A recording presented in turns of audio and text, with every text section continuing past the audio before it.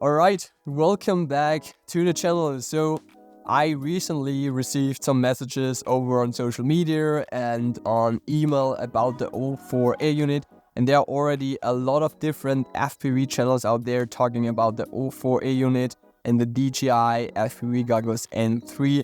So I thought, why not to also share my thoughts on that and talk about the leaks, the things we already know, some expectations, and also answer some of your questions. So here we are with some drones in front of me. These all have still the O3 installed, and this is the DJI FPV Goggles 2. We will get into that later. So before we get started, quick disclaimer. I am not sponsored by DJI anyways, and I'm also not in that partner program for this release. So it would be nice, but I'm not. So these are all my honest thoughts, and I just want to share my thoughts on that. First things first, we've got 3 different products that will be released in the beginning of November. The first one is the DJI O4A unit Lite version. The second one is the O4A unit Pro version. We still don't know much about the Pro version because we didn't even see some leaks about it, but I do think that there will be the Pro version because otherwise it wouldn't make sense if there's a Lite version.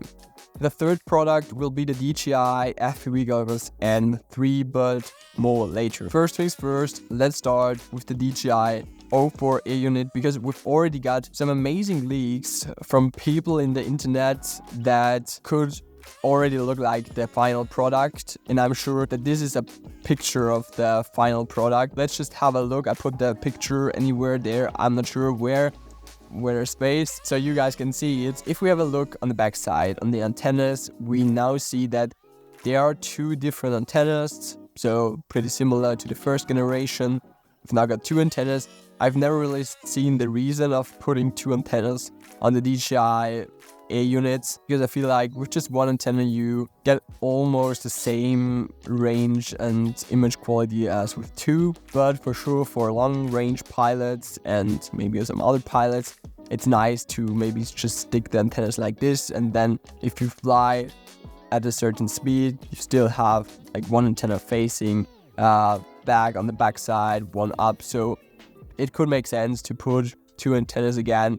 For me, that works as well.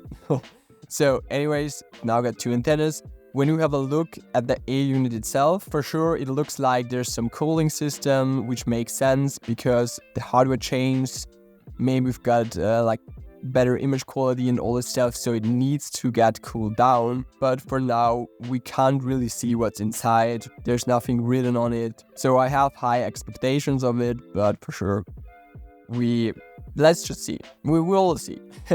But on the other hand, if we have a look at the camera, there are already some things written on the camera that make me feel that this product is a game changer for a lot of pilots out there. Let me explain why. We see that it has got that 1/1.3 inch sensor, which means the sensor is bigger pixel, more light, better for low light situations, and also the aperture is an f2.0. When you compare it to the O3 system, it was an f2.8. So if you're not coming from any kind of camera and you don't have an imagination of what an f-stop looks like, if you look through a tiny hole, you see that there's not a lot light coming through. On the other hand, if you make the hole bigger and you watch through, then you see, okay, you see a lot more light is coming into your eye, and that is exactly how it works. So now with the f2.0, there's more light coming into the sensor, which also means better low light quality, and especially for pilots who want to fly during night or at a festival or maybe just in a dark room, it definitely makes sense to have a better image quality in low light situations. And for me, I was used to use these Cadix Ola Nano A units. I forgot the name, but you know what I mean. And then I switched to O3, and like in low light it's so much worse. So I'm looking forward for that, and it will definitely change some things for me, maybe also for you. Alright, so another thing that for me is definitely game changer and might also replace my naked GoPros for some client shoots, for some one-shot projects, is that it will be capable of shooting in 4x3 with 4K 60 frames, and also maybe the ability to shoot in log, in D-Log or in D-Log M, like the action cameras from DJI can do. That is specifically for one-shots with small drones, a game changer. You don't need that extra power to lift up the naked GoPro, so you're just able to mount your A unit on the drone and you're good to go. For me, it's definitely a reason where I might think about, should I even build something like that, or should I just purchase an A unit, put it on, and it's enough. Could be a game changer. With these things being said on the O4 A unit, let's have a look on the DJI FPV Goggles N3. If you have a look on it, it looks already quite realistic, but on the other side, I do think that it also looks like the DJI FPV Goggles Integra, so it will be quite similar, but it definitely will be priced at a pretty low price label, so maybe just somewhere around $200. And I guess DJI is gonna be making like some marketing thing here, that they sell the DJI FPV goggles, the new one, the N3 ones, how they will call it, for a pretty low price, and then they maybe just sell the O4 Aeons for again $250.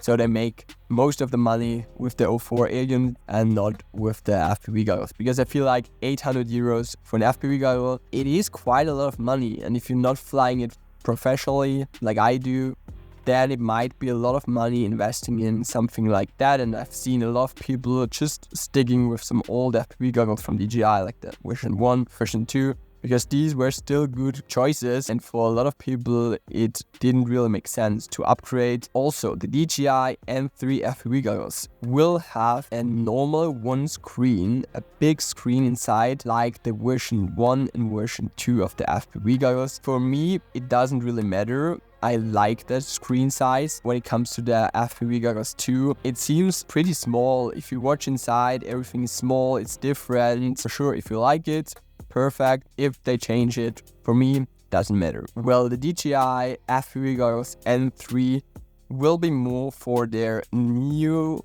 basic FPV drones, but for sure it's capable also with the O4 A unit. It might not be a new FPV goggles for pros, more like that beginner sized FPV goggles, but we will see more later. Guess in 1 week it will be out. Also the N stands for Neo, I guess, so would make sense being made for the new line. So with that being said, let's answer some questions of you that you had. Should you still purchase O3A units, or should you just wait for the O4A unit? What I can tell you guys, if you plan on using the O4A unit for shooting content, for making videos, then for sure wait for it and purchase the O4A unit, because it will be similar to a naked GoPro. But if you just want to get out flying, do some freestyle, go for this one. Price is at 199 USD, I don't know, somewhere around that.